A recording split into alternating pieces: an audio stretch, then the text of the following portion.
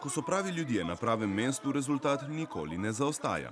Postopno delo z domačimi igralci, košarkarsko zanesenjaštvo in razum so pripeljali do razcveta ilirsko-bistriške košarke.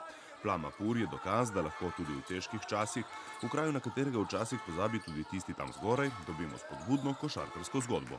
Na tek malem prostoru še nisem srečal toliko dobrih ljudi, ne morem se drugače izraziti. In dobri ljudje so klub usmerili na pravo pot in ga v nekaj letih popeljali v drugo ligo.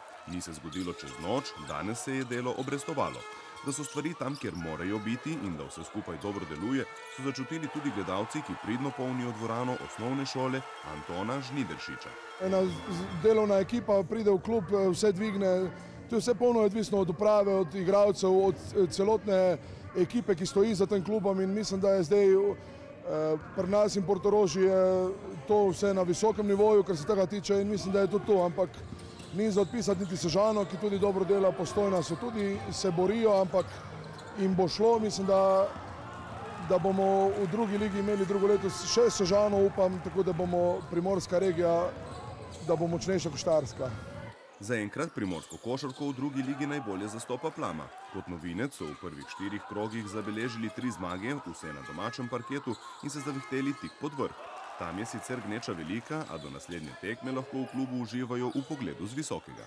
Mislim, da smo nepoznani in predvsem neugodni, ker smo taki igralci, smo res plava klapa in se razumemo vsi med sabo in to je to.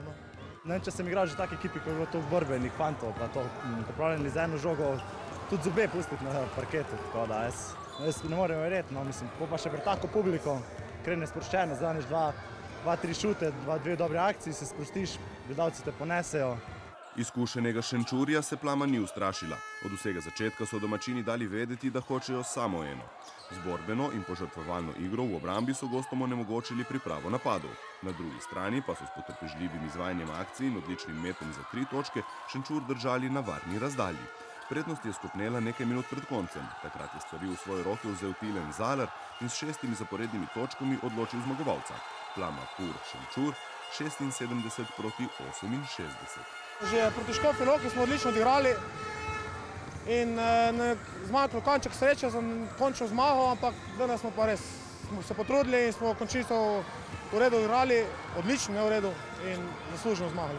Čestitke domači ekipi, mislim, da je bila v bistvu boljša celo tekmo, tako da mislim, da so bistveno bolj stali na igrišču, vedeli, zakaj so na igrišču, tako da pokazali več energije, tako da mislim, da so zmage zaslužene. Plama bo v naslednjem krogu igrala v gosteh proti Litiji.